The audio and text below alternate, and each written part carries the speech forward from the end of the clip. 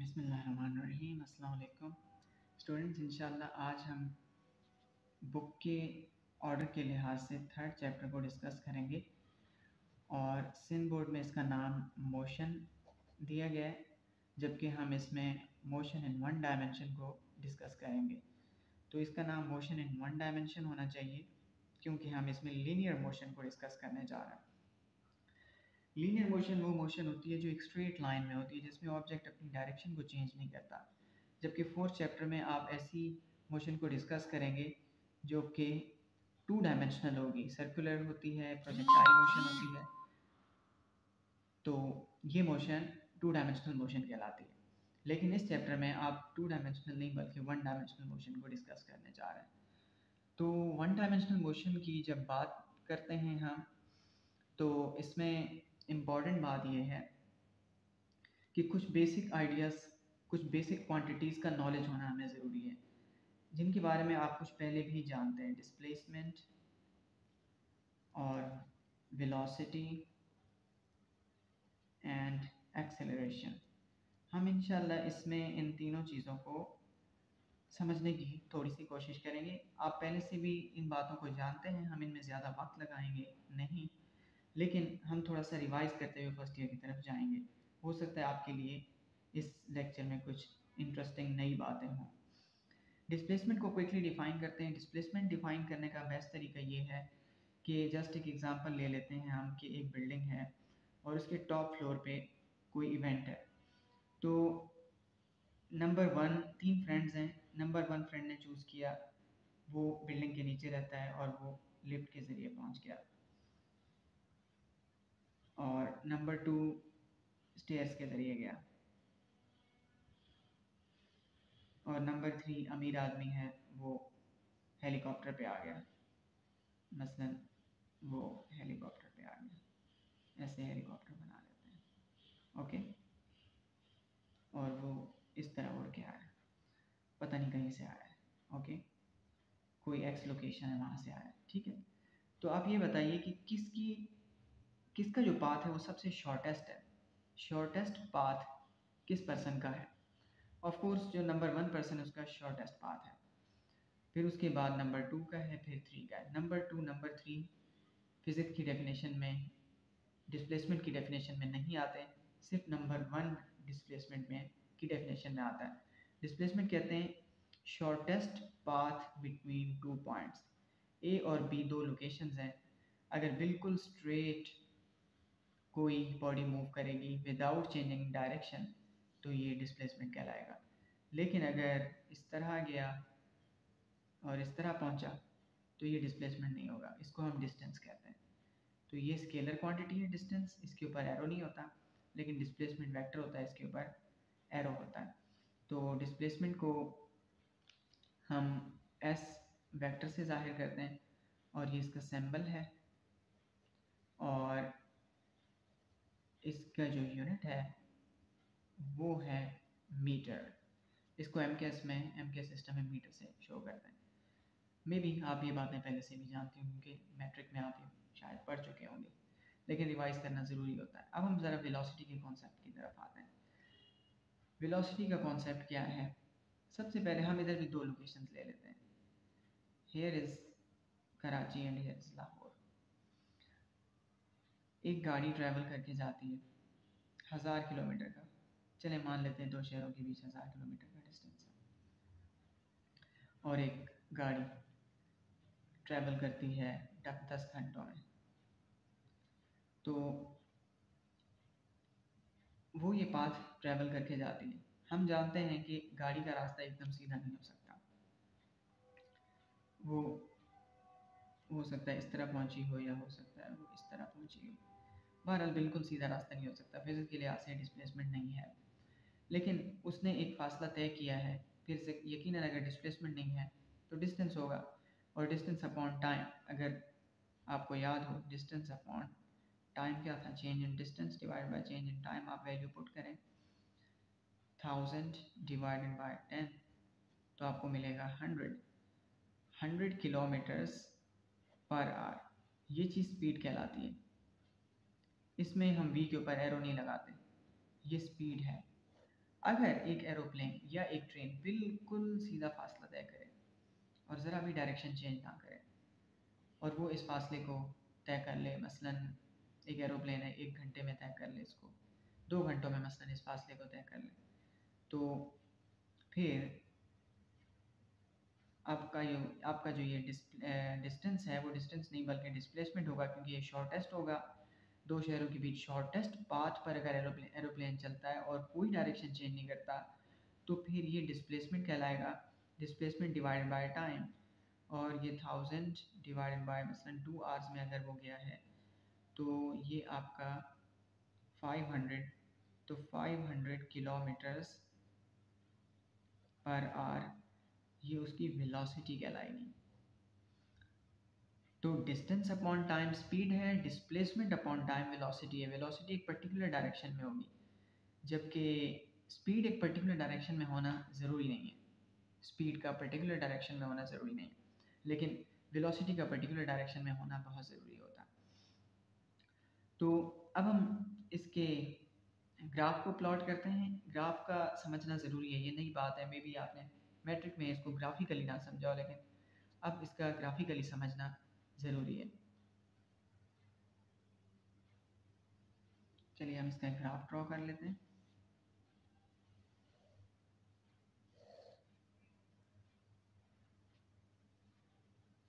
ये हमारा x axis और ये वाई एक्सिस है। एक्स एक्सिस पर हम टाइम को प्लेस कर देते हैं और वाई एक्सिस पर डिस्प्लेसमेंट एस को। तो अगर हम अपने उसी सिचुएशन को लेते हैं, मसलन 1000 किलोमीटर्स का डिस्प्लेसमेंट तय हुआ है और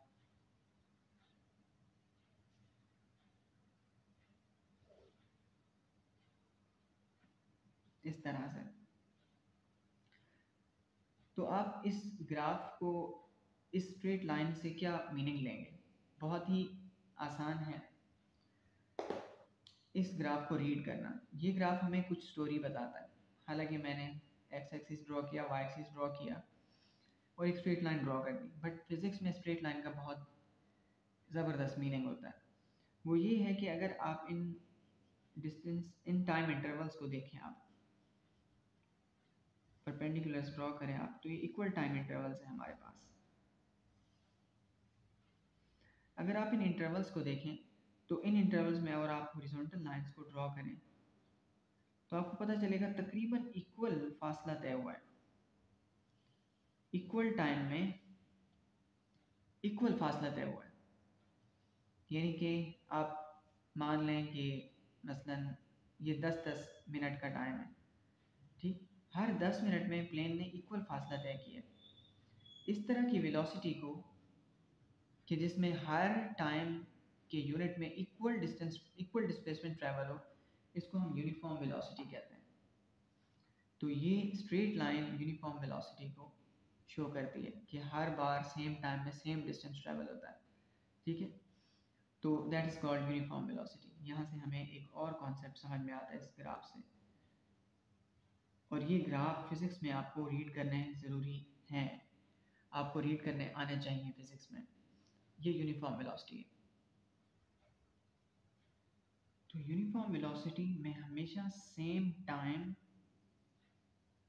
में सेम डिस्टेंस ट्रैवल होता है। सेम टाइम के अंदर सेम डिस्टेंस होना चाहिए।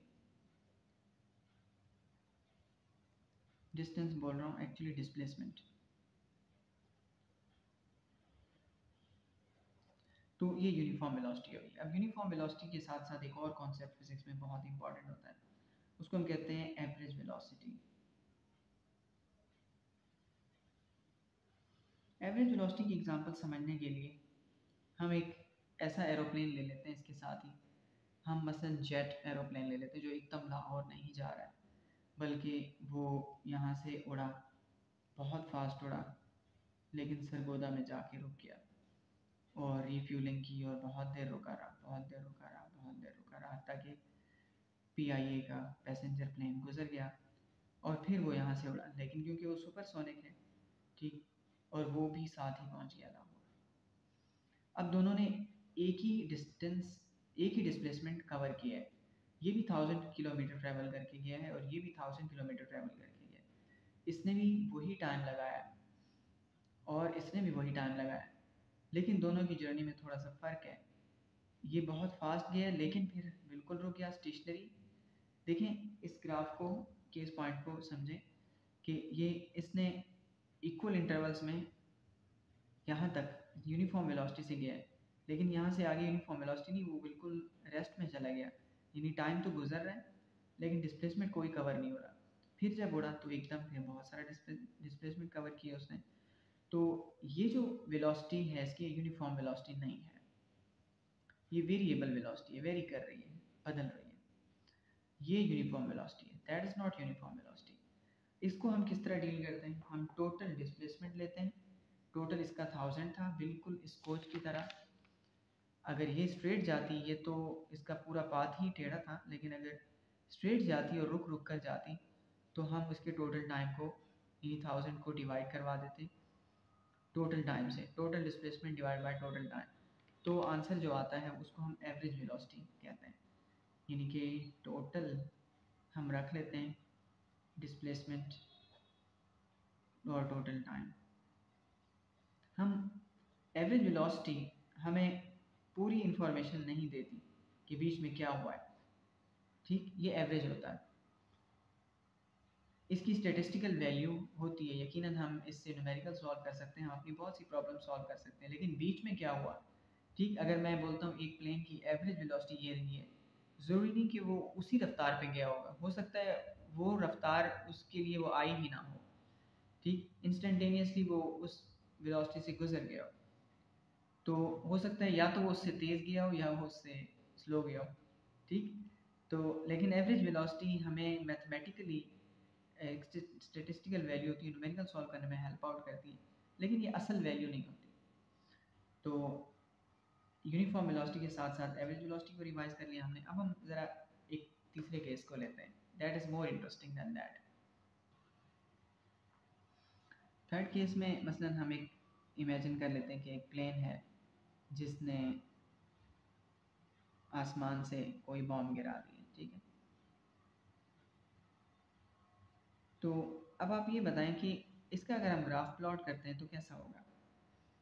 पहले सेकंड में मसलन यहाँ पहुँचा, ठीक, क्या अगले सेकंड में, पहले सेकंड में उसने 10 मीटर्स का डिस्टेंस कवर किया, अगले में 10 होगा क्या, नहीं। अगर हम इसका ग्राफ प्लॉट करें तो वो कुछ इस तरह का होगा। ये क्या शो करता है, ये ग्राफ एक इंटरेस्टिंग स्टोरी बताता है। आप अगर पहले टाइम इंटरवल को देखें तो इसका जो डिस्प्लेसमेंट कवर हुआ है वो इतना है, और दूसरे टाइम इंटरवल को देखें तो उसमें इतना डिस्टेंस कवर किया इसने। पहली बार सिर्फ इतना, मैं इस लाइन को आगे बढ़ा देता हूँ, पहली बार सिर्फ इतना, दूसरी बार इतना, फिर तीसरे टाइम इंटरवल में देखें तो इतना। अब ये दूसरी दफ़ा से ज़्यादा है। चलिए मैं एकदम लास्ट में चलता हूँ, ठीक, आखिरी सेकंड में उसने कितना डिस्टेंस ट्रैवल किया, ये इसका लोअर पॉइंट है, आखिरी को नहीं, सेकंड लास्ट को देख रहा हूँ, और ये है, ये देखें। अब आप पहले सेकंड से कंपेयर कर लें, पहले सेकंड में इतना डिस्प्लेसमेंट ट्रैवल किया, टाइम उतना ही लगा रहा है, फर्स्ट सेकंड में कितना स्लो मूव कर रहा था, और लास्ट सेकंड्स में या सेकंड लास्ट सेकंड में, सेकंड लास्ट टाइम इंटरवल में इसने कितना ज़्यादा डिस्प्लेसमेंट कवर किया। और ये आप जानते भी हैं कि जब चीज़ें ऊंचाई से गिरती हैं और थोड़ा टाइम गुजरने के बाद उनकी स्पीड कैसी हो जाती है, और वो कितने ज़ोर से गिरती हैं और कितना ज़्यादा डैमेज कर सकती हैं। तो एक बॉम्ब की अपनी काइनेटिक एनर्जी भी बहुत ज़्यादा होती है, लेकिन जाहिर है हम इसकी केमिकल एनर्जी को तो डिस्कस कर ही नहीं रहे इस वक्त, जस्ट हम मैकेनिकल एनर्जी को डिस्कस कर रहे हैं। तो आप इस चीज़ के बारे में क्या, यहाँ पे हमें ज़रूरत पड़ती है एक नई क्वांटिटी की। अगर हमें ये पता चले कि मसलन ये जो भी आसमान से इन्होंने चीज़ गिराई है, अगर हम ये जानना चाहते हैं, क्या आप, अगर मैं इस ग्राफ को देख के आपसे क्वेश्चन पूछूं कि 20 सेकंड्स के बाद इसकी वेलोसिटी क्या होगी, क्या आप बता सकते हैं? यहाँ पे हमें एक नई फिजिकल क्वांटिटी की ज़रूरत पड़ती है। एक्सेलरेशन, वेलोसिटी, ये चीज़ें किसी ने अपनी खुशी से नहीं बनाई। फिज़िक्स में कोई चीज़ ऐसे मर्ज़ी के ऊपर या मनमानी चीज़ कोई नहीं होती। हर चीज़ की एक ज़रूरत पड़ती है।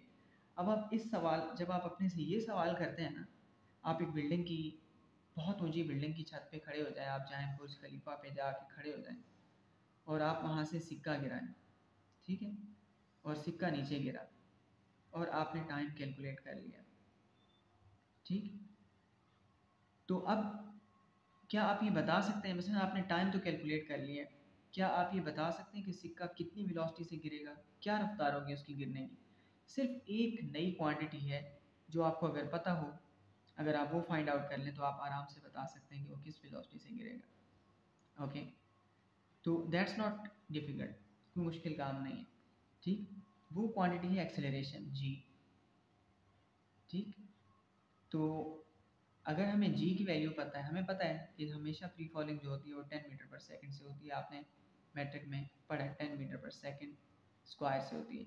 इसका मतलब ये है कि पहले सेकंड में 10 मीटर पर सेकंड होगा, दूसरे में फिर 10 ऐड हो जाएगा, 10 मीटर पर सेकंड, यानी हर सेकंड में 10 मीटर पर सेकंड का इजाफा होगा। पहले सेकंड में उसकी वेलोसिटी 10 होगी, 10 मीटर पर सेकंड, दूसरे में 10 और ऐड हो जाएगी, 10 प्लस 10 मीटर पर सेकंड हो जाएगी, तीसरे में और ज़्यादा हो जाएगी, 10 प्लस 10 मीटर पर सेकंड हो जाएगी। इस तरह अब आप जान सकते हैं, अगर आपने टाइम कैलकुलेट कर लिया, मसलन आपने चेक किया कि 8 सेकंड लगे सिक्के को नीचे गिरने में, तो अब आप आसानी से बता सकते हैं कि वो 80 मीटर पर सेकंड से जाके टकराएगा ज़मीन से।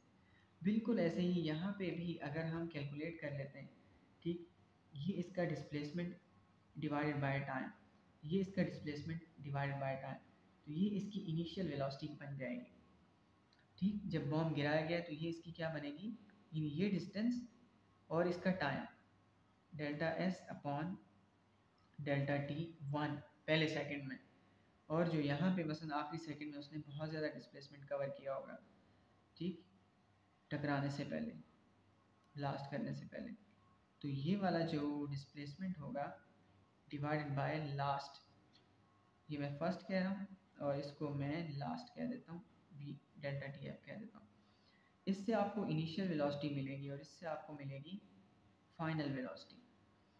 इसीलिए आप फाइनल में से इनिशियल को माइनस करवाते हैं, वी एफ माइनस वी आई, और गिरने में कितना टाइम लगा, ठीक, टोटल टाइम। इससे हमें एक नई क्वांटिटी मिलती है, इसको हम एक्सेलरेशन कहते हैं।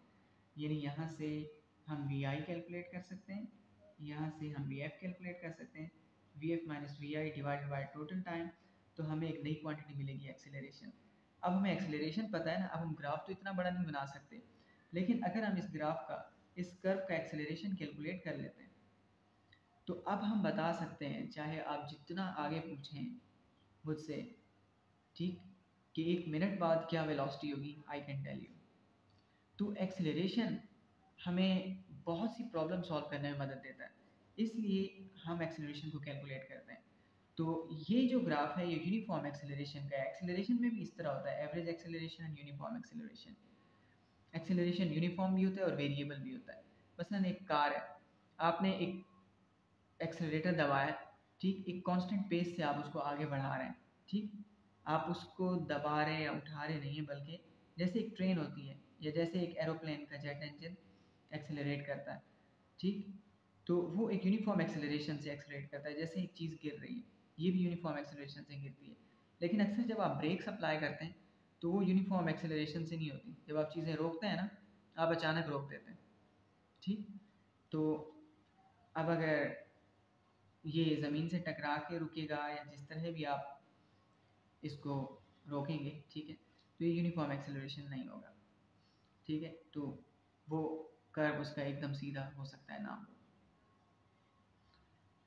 तो ये हमारा एक्सेलरेशन का कॉन्सेप्ट है।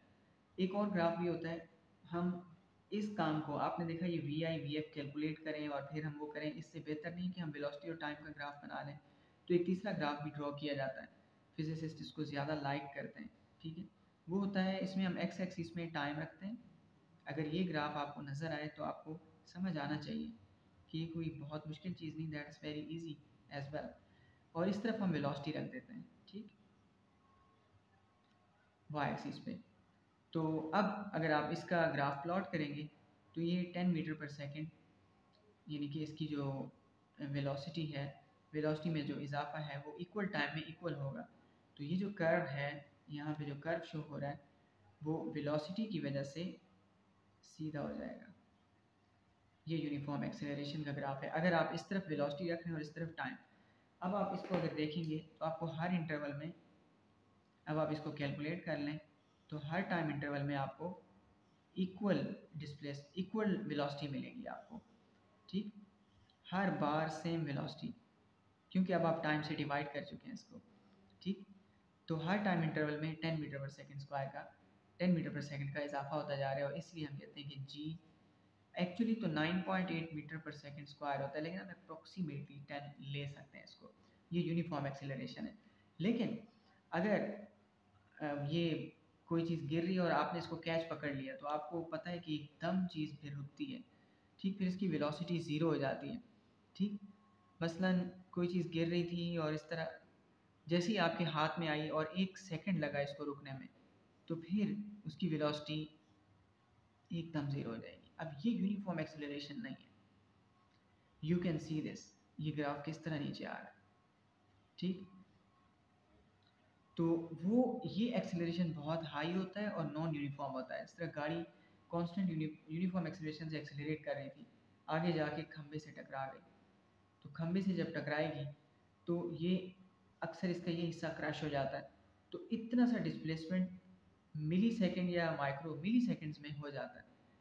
तो कई सेकंड्स में एक्सेलरेट करने के बाद वो चंद मिली सेकेंड में उसकी वेलोसिटी ज़ीरो हो गई, चंद मिली सेकेंड्स में उसकी वेलोसिटी ज़ीरो हो जाती है। इतना हाई नेगेटिव एक्सेलरेशन होता है, यानी एकदम बहुत हाई वेलोसिटी से एकदम ज़ीरो पे आना, और इस वजह से ये क्रश हो जाती है। क्योंकि जब एक्सेलरेशन बहुत हाई होता है तो आपने न्यूटन सेकंड लॉ पढ़ा है, फिजिकल टू एम में, उसके पीछे फोर्स भी बहुत ज़्यादा होती है। चलिए हम इतना ज़्यादा आगे क्यों बढ़ें, हम वैसे भी न्यूटन लॉस को पढ़ेंगे, हम वहाँ पे डिस्कस करेंगे। और अभी हमारा हमारा मोशन इन वन डायमेंशन को समझने के लिए हमारा new chapter, that is motion in one dimension as you have seen it, इसको समझने के लिए हमारा जो फाउंडेशन है वो बन गया। Now we know the fundamental quantities and the basic quantities in order to understand this chapter. Thank you so much, and keep in mind what we have studied in this lecture. Thank you so much. Allah Hafiz.